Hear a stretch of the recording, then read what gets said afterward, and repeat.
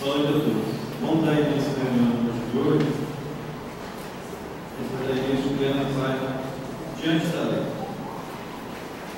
O espírito consciente, criado através do milênio, dos domínios inferiores da natureza, chega à condição de humanidade, depois de haver pago os tributos de evolução vegetal. À vista disso, é natural compreendas que o livre-arbítrio estabelece determinada posição para cada alma, porquanto cada pessoa deve a si mesma a situação em que se coloca. Possuis o que deste, granjearás o que vens dando, conheces o que aprendeste, saberás o que estuda, encontraste o que buscava, acharás o que procura, o que tiveste, o que pediste, alcançará o que almeja. Eis hoje o que fizeste contigo ontem, serás amanhã o que faz contigo hoje. Chegando nos dias claros da razão, simples e ignorante diante do aprimoramento e do progresso, mas com liberdade interior de escolher o próprio caminho. Todos temos assim, na verdade, a alavanca da vida, com infinita possibilidade de mentalizar e realizar. O governo do universo é a justiça que define, em toda parte, a responsabilidade de cada um. A glória do universo é a sabedoria, expressando luz e consciência, o sustento do universo e o trabalho, que situa cada inteligência no lugar que lhe compete. A felicidade do universo é o amor na forma do bem de todos. O Criador concede à criatura, no espaço e no tempo, as experiências que desejam para que se ajustem, por fim, às leis da bondade e equilíbrio que o manifestam. Eis porque permanecer na sombra ou na luz, na dor ou na alegria, no mal ou no bem, é a ação espiritual que depende de nós, humano. A nossa prece aqui nesse ano. Deus, perdão, Jesus, mestre amado, agradecido, Senhor, mais uma vez pela oportunidade que temos nessa noite. Agradecido por essa casa com os amigos e também, Senhor, pedimos que a cada irmão vai trazer a mensagem da noite de hoje. E fique conosco em mais uma reunião da noite de hoje. Bem, é o Roberto Sabatini, ele é de Muriaé, do Grupo de Estudo Espírito Emmanuel, que vai trazer a mensagem para a gente hoje.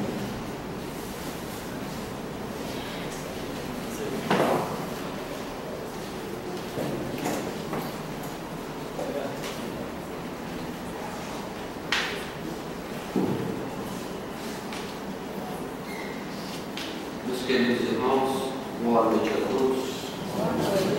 Que Jesus possa nos abençoar. Francisco de Assis derramar sobre todos nós aqui presentes a sua paz.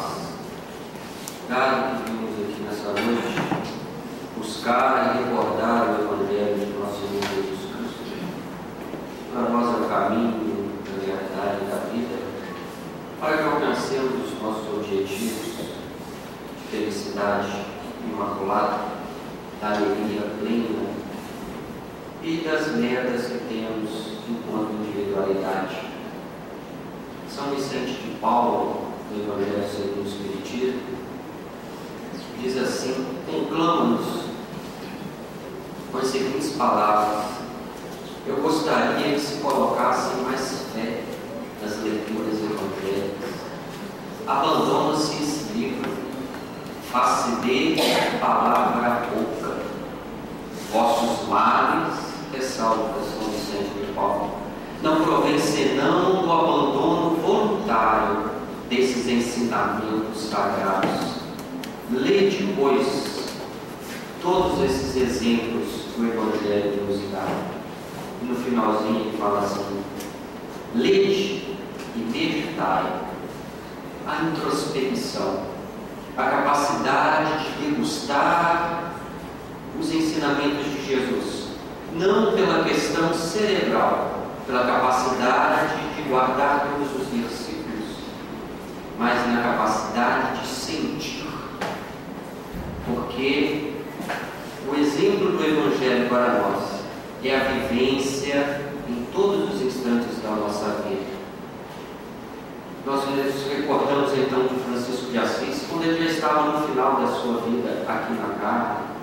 Ele desce do Monte Alverne, onde ele já tinha recebido os estigmas, já era conhecido por toda a Itália.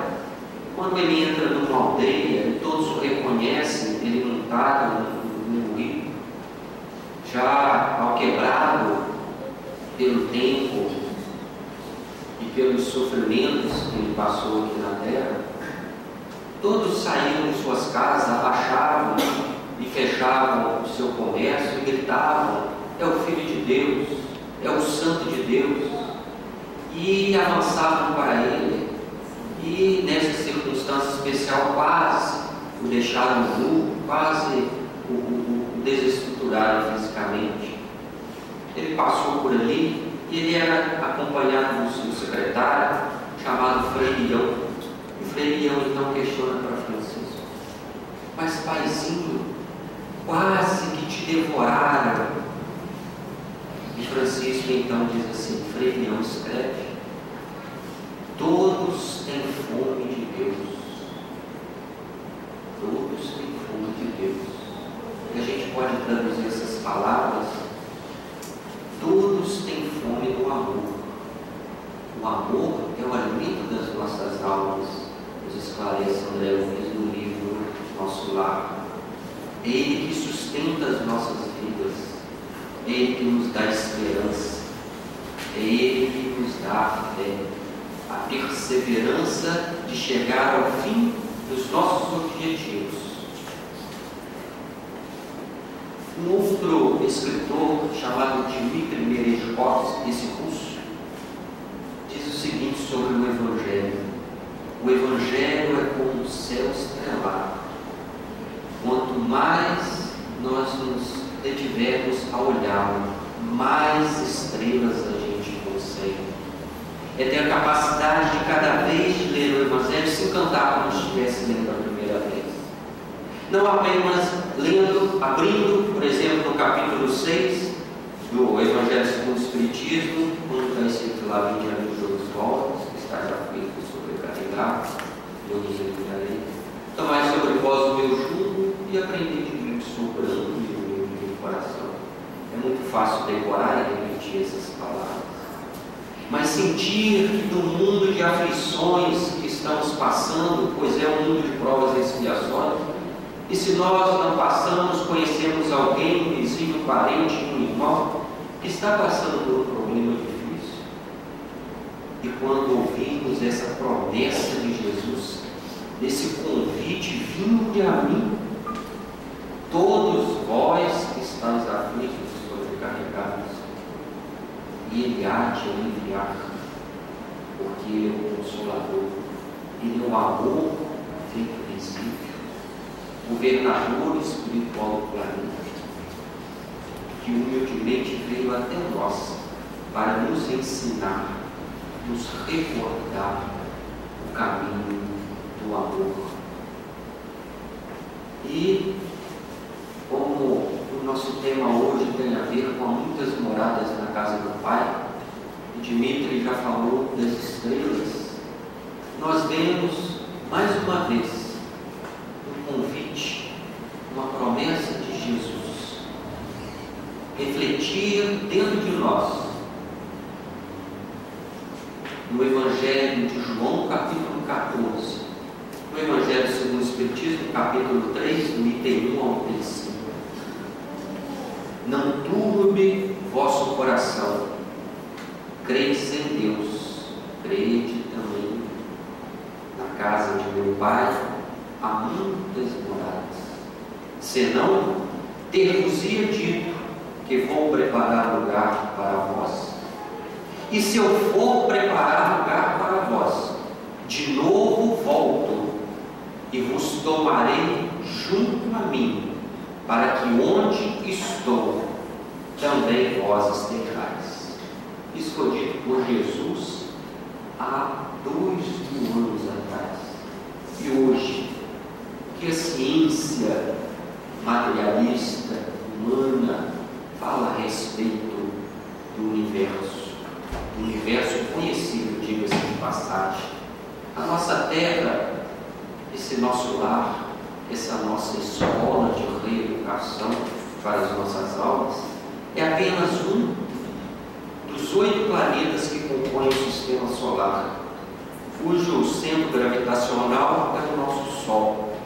Sol que faz parte de uma das 100 bilhões de estrelas que brilham na nossa galáxia, que é a Via Láctea. A Via Láctea é uma das 2 maiores galáxias que compõem as 50 galáxias que é considerada um aglomerado local.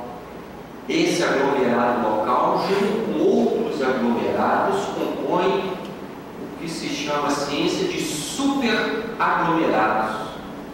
Estes superaglomerados são apenas um pedacinho da teia de todos os superaglomerados que compõem o universo conhecido para todos nós.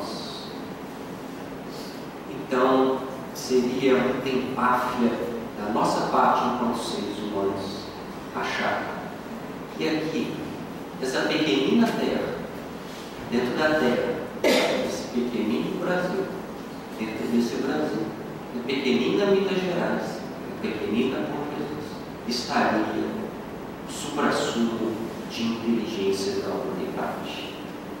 Nos diz Emmanuel no livro Pensamento e Vida, humildade é o reconhecimento de nossa pequenez diante do universo. Nós somos muito poucos, mas nos esclarece Santo Agostinho também no Evangelho: vós sois grãos de areia, mas sem grãos de areia não haveria montanhas, somente haveria o trabalho. Porque a nossa evolução, segundo nos ensina Emmanuel, na leitura desta noite diante da lei, ela se dá através da sociedade, da lei de sociedade, da fraternidade universal. Porque se temos que desenvolver o amor, se somos filhos do amor, somos perfectíveis, nós temos para amar alguém ou outrem. Então ninguém ama sozinho, ninguém evolui só. Por isso precisamos conviver em sociedade e vamos nos ajustando nesse processo. E se a gente puder pedagogicamente dizer que a Via Láctea, que tem o seu formato espiralado, fosse uma grande metrópole, né? Nós seríamos uma cidade que estaria, um bairro que estaria na periferia desta grande cidade.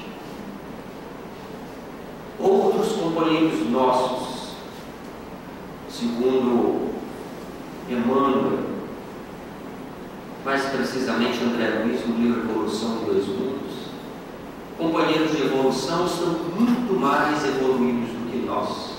Existem aqueles que estão inferior, em menores condições do que a nossa Terra, mas a gente pode olhar para o espaço e ver a presença de Betelgeuse na constelação de Órion, a presença de Canopus no navio, de Arcturus no Boieiro, de Antares no Escorpião, ou de Alcíone, ou de Capela, que teve, alguns milênios atrás, exportaram para todos nós, alguns capelinos, que estavam passando no que nós estamos passando hoje, na transformação do mundo de provas e expiações para o mundo de regeneração.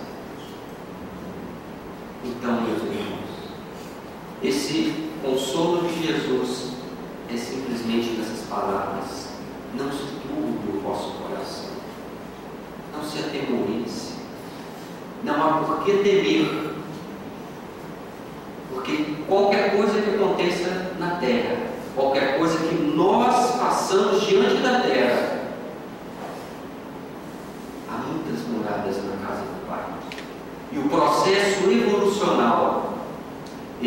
finalizar somente em um orbe. A gente passa por N outros, daqueles que estão mais avançados ou menos avançados. No dizer de André Luiz, de Allan Kardec, no capítulo 3 do Evangelho segundo o Espiritismo: tudo na vida é ciclo, tem o seu início, o seu meio, o seu fim. Lembrando que fim é um fim que significa o limite de um outro reinício em outros padrões vibratórios. Então, se isso acontece conosco, acontece com os mundos. E a Terra, que já saída do Sol, um dia foi um mundo primitivo, hoje é um mundo de provas e expiações, passando por um mundo de regeneração, para depois ser um mundo feliz, até alcançar os mundos celestes. Essa é a hierarquia dos mundos, segundo Allan Kardec. Os mundos primitivos, onde tem a encarnação dos espíritos que estão no seu início evolucional. A gente abre o livro dos Espíritos na questão 191. Kardec pergunta se a alma dos nossos silvícolas estariam no estado primitivo.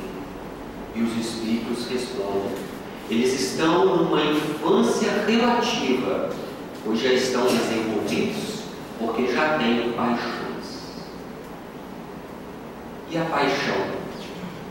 Lá na questão 920, se não me falha a memória, a paixão é um princípio divino.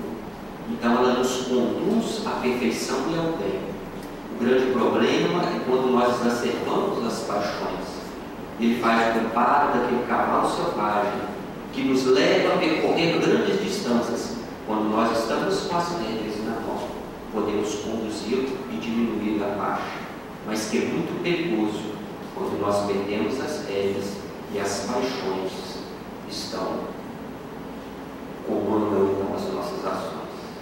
Um mundo de provas e expiações é esse em que vivemos, em que nós, num planeta de escola, aprendemos através da educação e pelos prédios reencarnatórios. O que nós não aprendemos em uma, nós reaprendemos através do processo reeducacional em uma outra.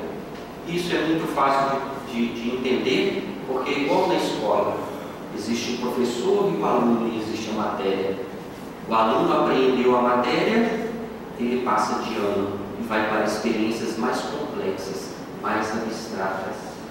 Assim acontece conosco no mundo em que vivemos. Todas as doenças, todos os sofrimentos, todas as calamidades por que nós passamos são processos reeducativos. Assim que nós aprendemos, assim que nós vivenciarmos e entendermos o que nós precisamos mudar diante dessas calamidades, ela cumpriu a sua tarefa, ela vai passar e outras virão.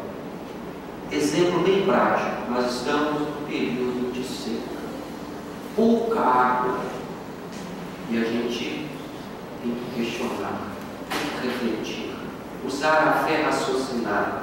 Por que estamos com um problema hoje de falta de água? Não adianta culpar e encontrar culpados. A gente tem que entender, mudar a nossa postura, fazer a nossa parte diante da nossa consciência e da lei divina e dar continuidade ao processo. Porque terminado esse, outra calamidade virá. Se a gente utilizar um pouco da nossa capacidade intelectual, vamos olhar para trás e há pouco tempo a gente estava com um problema de enchentes, excesso de água em várias cidades do Brasil. Um outro ano já não tinha mais problema com água, mas tínhamos um problema com a dengue, epidemia de dengue. Parece que este ano não ouvi ainda nenhuma pessoa que tivesse com dengue, nada nos telejornais. Então, esse é o mundo das expiações, esse é o mundo das provas, que vem nos ensinar alguma coisa. E se nós não estamos aqui para aprender, nós estamos aqui para ensinar. Se nós não somos alunos, nós somos professores. Lembrando sempre que o mestre maior é Jesus, como modelo do vós me chamais mestre e Senhor, dizeis bem, porque eu sou. E Ele é o modelo e guia. Então o que nós temos que ser? Professores. O processo educacional está inserido na nossa evolução, não temos como fugir dele. Então a gente está aprendendo com os nossos irmãos desencarnados ou encarnados mais evoluídos, e temos a obrigação, nesse mesmo processo da fraternidade universal, olhar para trás, porque onde quer que estejamos na face da Terra, nós temos pessoas mais necessitadas, intelectual, espiritual e emocionalmente, que nós temos que ajudar. Simbolicamente, no Velho Testamento, é aquela escada de Jacó, né? A gente olha para cima, que a gente tem que alcançar, e olha para baixo, que a gente tem que ajudar. É simples assim. A gente só precisa sair da teoria. A gente precisa vivenciar essa situação e esse evangelho, sendo parte da solução, não do conformismo, mas da compreensão de que tudo está no seu lugar. Que o governador do planeta é Jesus. O governador do Brasil chama-se Ismael. Tudo está dentro da lei. Nós é que precisamos entender esses processos em que vivenciamos. Saímos para dar outro exemplo de um processo eleitoral. E isso mexeu com as emoções do nosso povo brasileiro. O que temos que demonstrar enquanto espíritas cristãos? Ter consciência, escolher o candidato no processo democrático, votar, reconhecer se o nosso candidato ganhou ou perdeu, e dar a nossa contribuição para a melhora, porque todo povo tem um governo que merece. Nós fazemos parte da solução, não precisamos fazer parte dos problemas, porque nós temos essa doutrina bendita e consoladora que vem sendo o arrimo das nossas vidas e que pede de nós um pouco mais em todas as circunstâncias. O futebol nos traz emoções muito intensas e, infelizmente, o nosso processo partidário é como o futebol.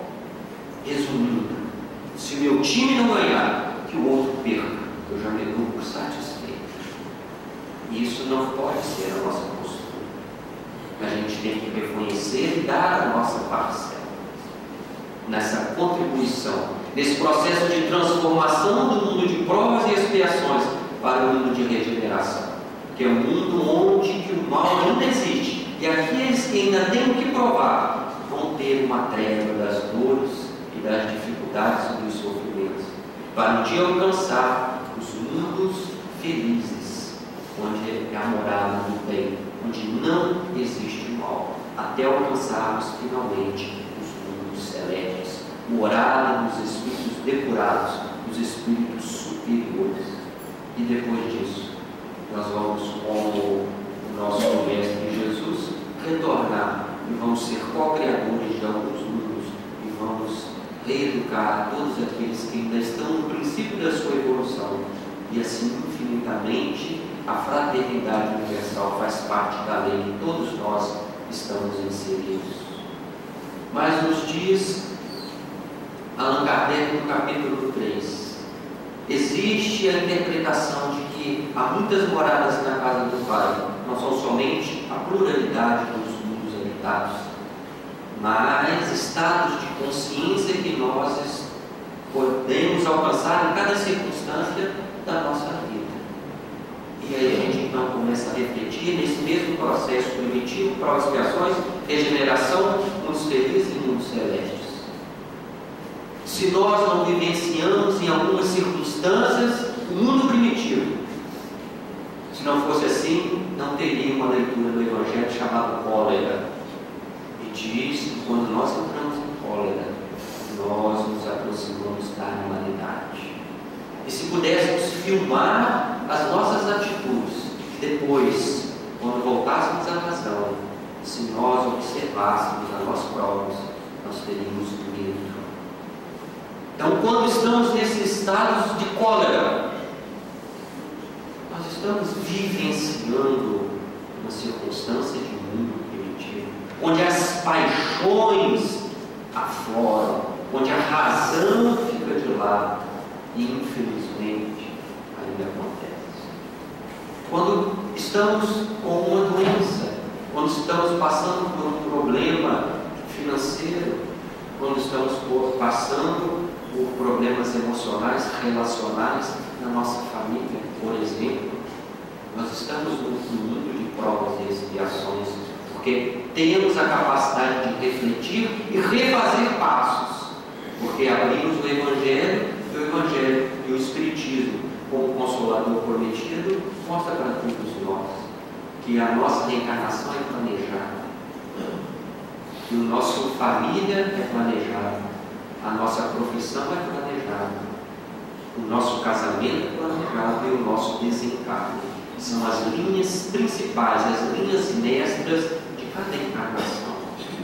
E a gente deseja, quando está longe desse escafandro, que é o nosso corpo pesado, com a consciência mais lúcida, a gente quer evoluir numa encarnação, dar passos largos, e a gente pede o sofrimento em todas as circunstâncias. E muitas vezes não é aceito. Aí a gente vai buscar os nossos espíritos que temos dificuldade, que temos acerto com a nossa consciência, que estão em outras circunstâncias, em outras encarnações, estão no umbral, nós perdemos, conseguimos achá-lo, preparamos a encarnação, e ele vai ser nosso irmão, da nossa família, abençoados os nossos irmãos, abençoados os conflitos que nós pedimos, porque todos nós temos débitos a cumprir, mas estamos além dos débitos, diante da lei da misericórdia, que vai ser um exemplo bem prático. Nós devemos 1000 e pagamos 1 a cada encarnação. Então é muito suave, não se esquecendo das palavras de Pedro, que o amor cobre a multidão de pecados. Então basta amar, e nós não vamos sofrer, nós não precisamos passar por esse professor chamado sofrimento, ou da professora chamada dor, que nos coloca em cima da cama, que interrompe a nossa vida cotidiana material, para nós refletirmos. Porque o mundo inferior é um mundo onde prevalecem as emoções, as paixões. Na medida que vamos evoluindo, nós vamos desmaterializando. Melhor quando encaminhamos através da conscientização do Consolador nos ensina, do que sermos arrastados pela dor ou pelo rolo compressor do progresso. E os Espíritos leem o progresso. Ninguém detém o progresso. Ele há de acontecer, nós queiramos ou não. Temos o livre-arbítrio de decidir se caminhamos conscientemente ou se somos arrastados pelas dificuldades. E aí nós entramos no mundo de regeneração e temos essa sensação quando fazemos uma boa ação, quando nós amamos efetivamente sem esperar nada em troca do meu semelhante. E aí a gente tem que lembrar das mães, dos corações femininos, que é o amor mais sublime, mais próximo da paternidade divina que a gente encontra na face da terra. É amar sem esperar nada. É amar o filho ainda que ele não compreenda e diga que não quer ser amado. É a renúncia plena. Nesses instantes, quando nós efetivamente, segundo as palavras dos Espíritos superiores, no livro dos Espíritos, temos a consciência tranquila do dever cumprido.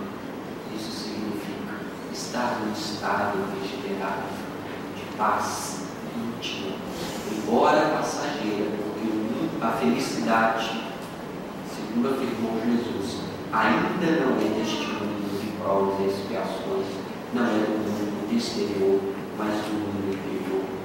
E quando nós vivenciamos circunstâncias como esta aqui, que são as congregações espíritas, quando nós nos afinizamos com os seus ensinamentos e vimos aqui buscar a inspiração divina, talvez aquele momento, aquele problema, aquela sugestão que pedimos a semana inteira e não conseguimos, os Espíritos, nossos anjos guardiões, esperam instantes como esse, para em conjunto nos sensibilizarmos, para tocar o nosso coração e amanar todas as nossas preocupações.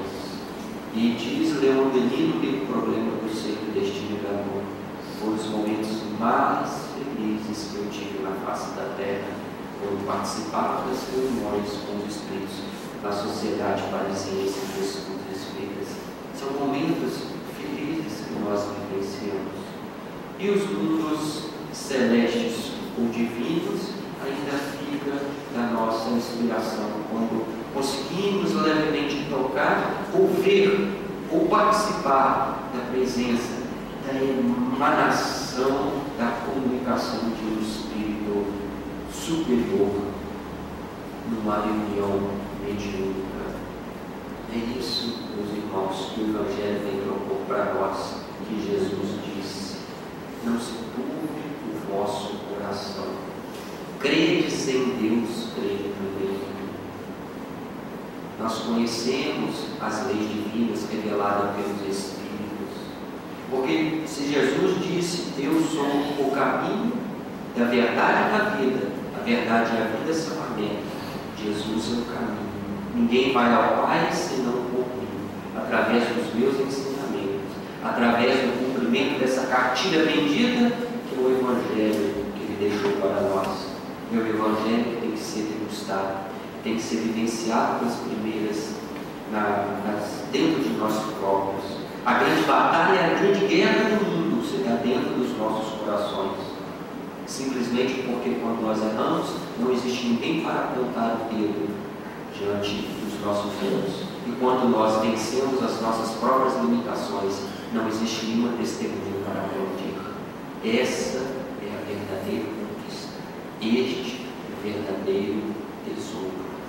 Então, a confiança, a confiança que concerne a fé. A fé que é radical da palavra fidelis, que significa fidelidade. E a gente poderia traduzir essa palavra de Jesus assim: não turbe o vosso coração, seja fiel ao meu maior, seja fiel ao meu profundo, e não ao ego, e não à persona, e não ao que nós representamos diante da nossa sociedade.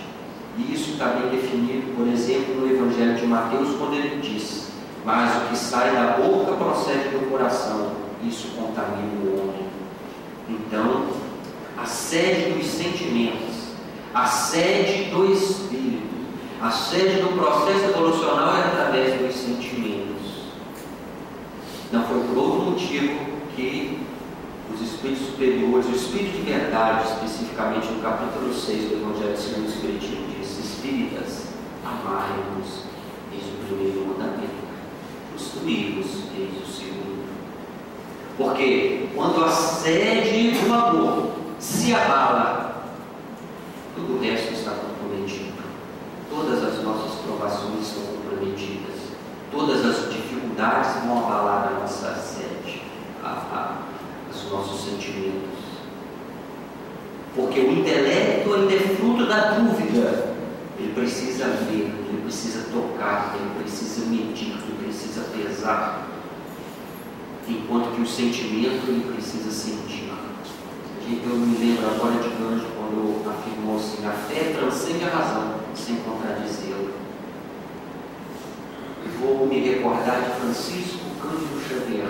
Semana passada eu tive a grata satisfação pela oportunidade que a grande tecnologia da internet traz para todos nós. No YouTube, um vídeo, uma entrevista do Chico Xavier há muitos anos atrás, pela então Hebe Camargo, que já desencarnou.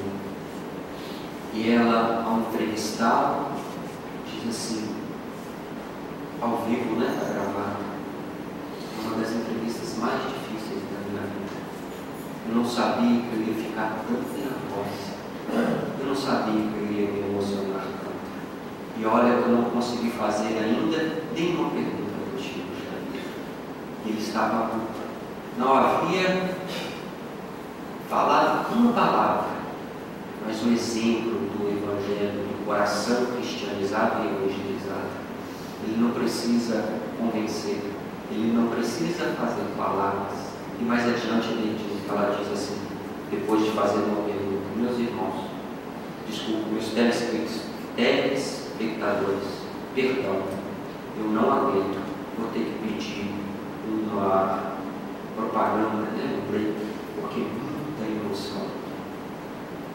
É isso, meus irmãos, que o Evangelho nos conclama, que o Evangelho nos pede vivenciar. E para viver o Evangelho, a gente não precisa, nós não estamos falando de quantidade, mas estamos falando de qualidade. Porque é um trabalho individual, é um trabalho pequenino, é um trabalho feito dentro do nosso lar, dentro do nosso coração, porque é aí que está o reino dos céus, não está fora. Então, não é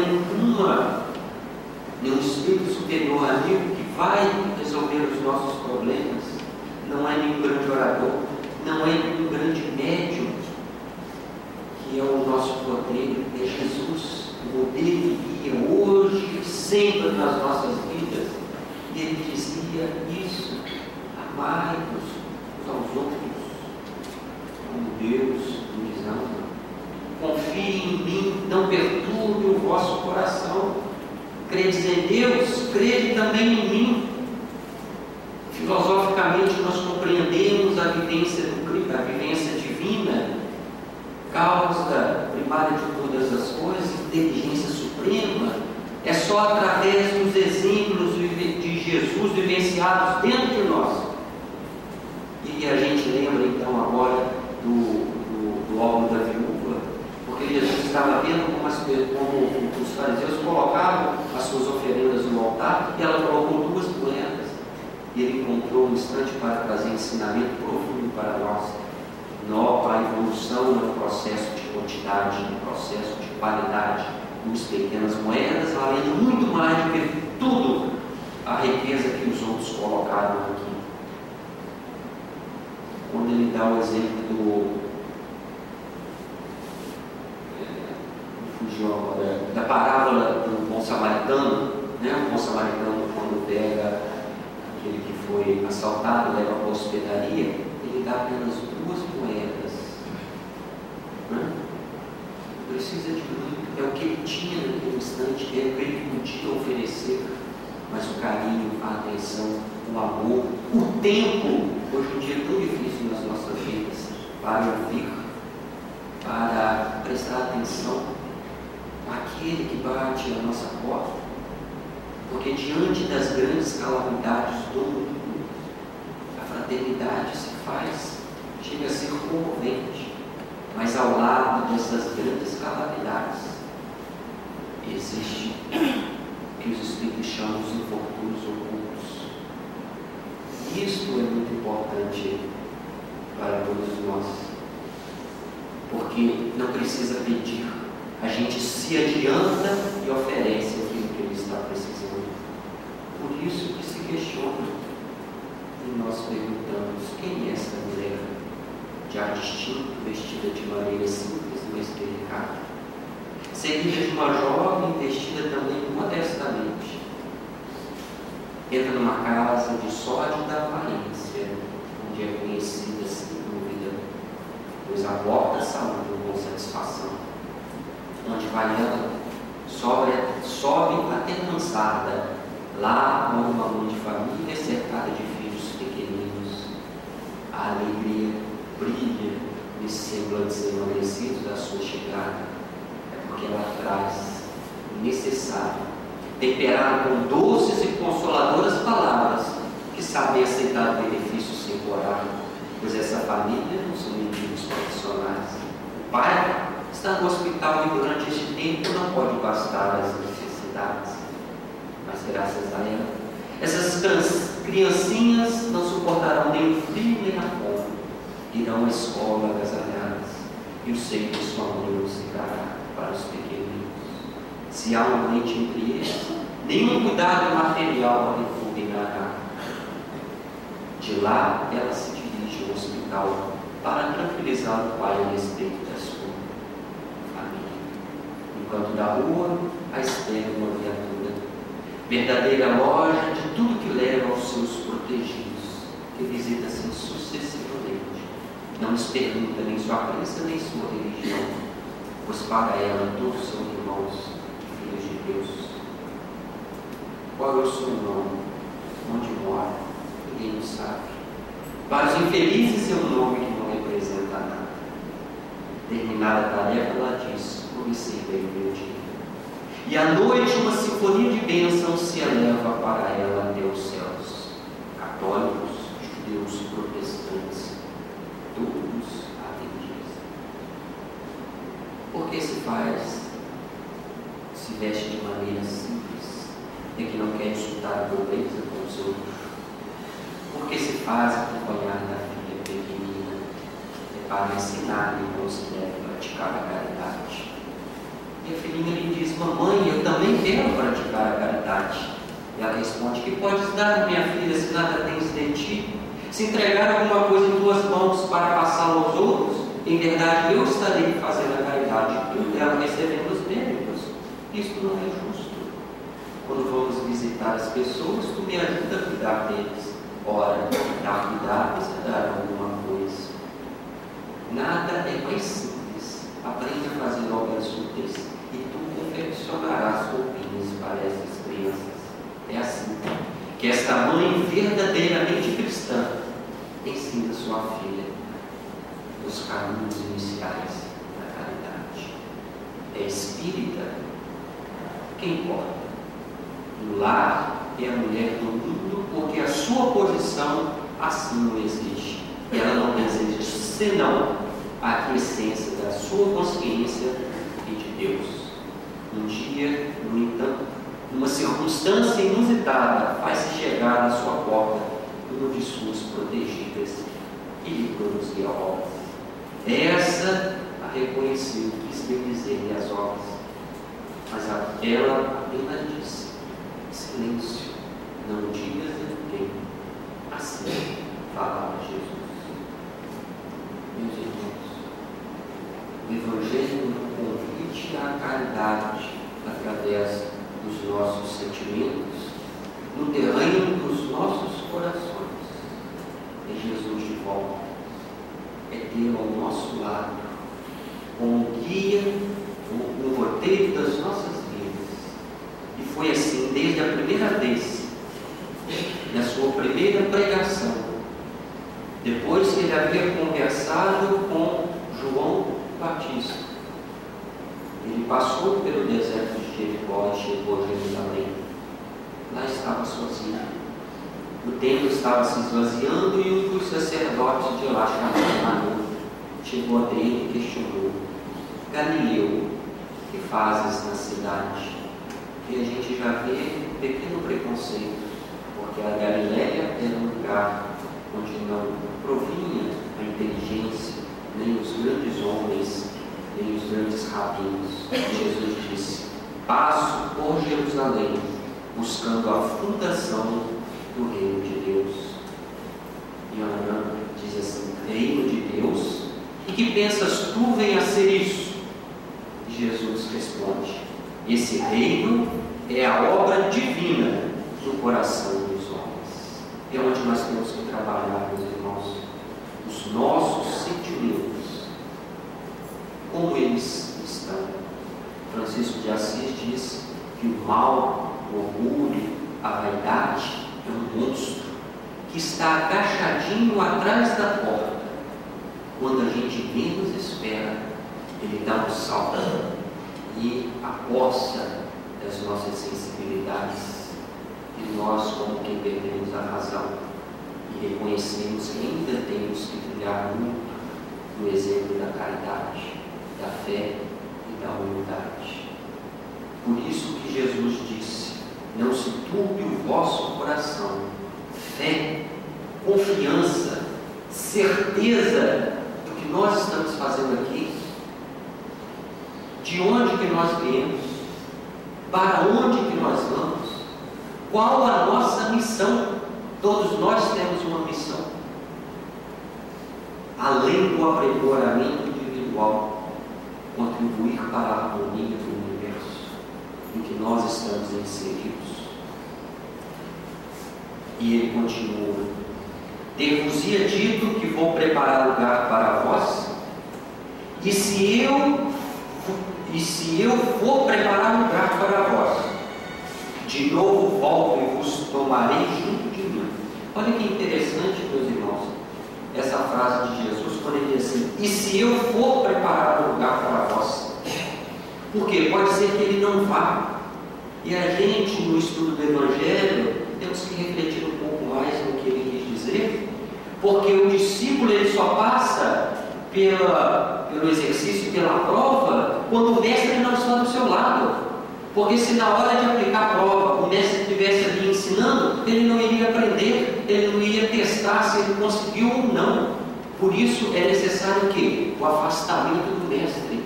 E às vezes o mestre não é especificamente Jesus, mas é aquela alma caridosa que nasceu ao nosso lado para nos dar todo o apoio, e a gente fala que seria de mim se um dia me faltar. Às vezes é a consciência que diz: este é o caminho, meu filho. Ah, meu irmão, mas é tão difícil. Minha mãe desencarna e o chão some sobre os nossos pés. Mas aí começa efetivamente a nossa reeducação. Porque é necessário que o mestre se afasta para que a gente dê os nossos passos. Se a gente segurar as crianças no início e ela não cair para aprender a andar, ela nunca vai conseguir andar, ela sempre vai titubear.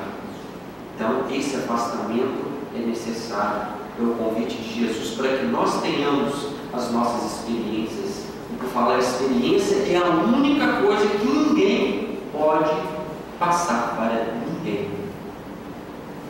É um processo individual, é um aprendizado intransferível. Senhor, isso aí é uma coisa que é uma coisa que eu li no livro Espelho de Atlas.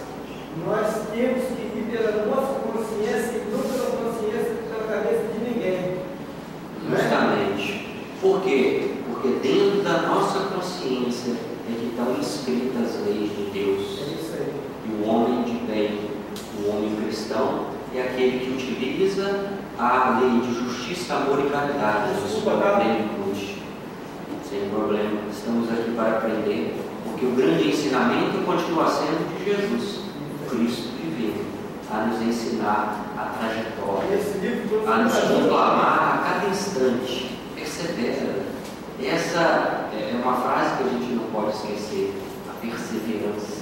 Aquele que perseverar até ao fim, este será salvo das aflições, será salvo das circunstâncias, das arapucas que a vida nos oferece, das oportunidades. E aquele que tem um coração limpo, segundo Mateus, expressando Jesus nas bem-aventuranças, diz o seguinte: vou achar que eu me perdi. Bem-aventurados limpos de coração, porque verão a Deus. Né? Então é a capacidade de se identificar com a própria divindade, é o teu coração limpo. O teu coração limpo é aquele que não tem o mal, é aquele que não deseja o mal do outro, é aquele que, além de amar todos aqueles que estão ao seu redor, consegue estender o amor aos inimigos. É o suprassumo do ensinamento de Jesus: amai os vossos inimigos. E Allan Kardec nos ensina que esse amor significa não desejar o mal, né? Porque existe o processo da afinidade dos frutos. Então temos que perseverar neste caminho e fazer com a implantação do reino de Deus, segundo as palavras do próprio Jesus, no coração dos homens. E mais adiante ele termina a frase dizendo assim: sacerdote Anã, nenhum mármore existe mais puro e mais formoso do que o do sentimento, e nenhum cinzel é superior ao da boa vontade sincera. Então é só através desse processo. Quando a gente abre o livro Pensamento em Vida de Emmanuel, ele compara a nossa mente como o espelho da vida. A mente é o espelho da vida em toda parte. Como espelho, ele diz que o coração tem a face. A face é onde faz o reflexo. O reflexo esboça a emotividade. A emotividade plasma a ideia. A ideia determina as atitudes e as palavras que comandam as ações. Esse é o processo da nossa vida. Primeiro a gente sente um impacto racional. Antes de encontrarmos com qualquer pessoa, a sua vibração, os seus pensamentos chegam primeiro. Pensamentos bons, vibrações positivas, a gente relaxa e a gente recebe bem aqueles que vêm ter conosco. Quando é um pensamento menos atribulado e menos feliz, a gente sente um pequeno desconforto. Então, domar esses sentimentos, esse reflexo do nosso coração, para que, plasmando a ideia, a gente não siga o instinto da reação, a gente possa passar pelo processo da avaliação, do bom senso, da razão, para agir, e não para reagir instintivamente às circunstâncias desagradáveis e vibracionais que a gente encontra. Viver é um processo relacional. Entrar em contato com Deus é dar e é receber. Esse é o convite que Jesus faz para todos nós, relembrando o dia de hoje. Não precisamos temer, a gente tem que confiar, porque tudo acontece dentro do seu tempo e na hora precisa. Nós estamos no lugar certo, né? Dentro da nossa família, e a gente lembra: eu não tenho que mereço. No ano passado eu ouvi uma frase: eu não pedi para nascer. Eu falei intimamente: realmente não pedi, meu irmão. Provavelmente você implorou, porque o privilégio é mais difícil do que passar no vestibular, reencarnar. É um privilégio maior reencarnar no Brasil. Maior ainda o Espiritismo, numa família espírita. E é um privilégio quase impossível, muito difícil mesmo, nascer numa família espírita igual Jesus. Por isso vamos agradecer, vamos trabalhar efetivamente no caminho do bem, em prol da nossa própria felicidade. Então, tem um companheiro lá de Minas que fala que a família é um grande caldeirão, no local onde nós efetivamente testamos, nos reeducamos, compreendemos, porque a gente briga, mas tem que retornar para casa, rever aqueles que hoje nós não temos afinidade, e lembrar assim: eu te devo alguma coisa. Aprendi isso no Espiritismo. Deus me deu a oportunidade de renascer contigo. Me dê força, Senhor, me dê força, anjo da guarda, porque eu tenho que respeitá-lo, eu tenho que amá-lo. E assim a gente vai estendendo um amor familiar para toda a nossa região. E nós não podemos então deixar, como nos ensina Emmanuel, de agradecer a todas as religiões que existem na face da terra, porque nem todos os espíritos estão capacitados e amadurecidos emocionalmente para compreender toda a responsabilidade que o Espiritismo traz para todos nós. Porque é muito fácil dizer que a culpa é do outro. Às vezes a gente faz isso no centro, dizendo que a culpa é do obsessor, que não gosta de mim. Mas o convite é para a reflexão de que nós somos responsáveis pelos nossos próprios atos. E Deus, na sua infinita misericórdia, nos dá a oportunidade da reencarnação para educarmos no processo educacional, caminho, né? Que é o caminho de Jesus para a verdadeira vida e para a felicidade suprema. Meus queridos irmãos, que Jesus continue nos amparando e nos protegendo em todas as suas possibilidades, e que o seu Evangelho, o seu roteiro, seja sempre um exemplo nas nossas vidas. Para finalizar, eu me recordei de uma passagem de Francisco de Assis, onde ele estava com um de seus noviços, um dos frades menores, que ele o chamou para fazer uma pregação em determinada cidade. Vamos lá pregar o Evangelho de Jesus. E ao chegar lá, ele conversou com um, foi aquitando, conversou com o outro, bateu um papo com um, bateu um papo com o outro, passou o dia inteiro assim. Depois que retornaram, ele feliz, pleno, né, do grande dia que havia passado. O noviço, um pouco assustado, um pouco receioso, perguntou: mas Pai Francisco, você não me convidou para pregar o Evangelho? Ele falou assim: eu queria meu filhinho, mas não foi isso que nós fizemos o dia inteiro?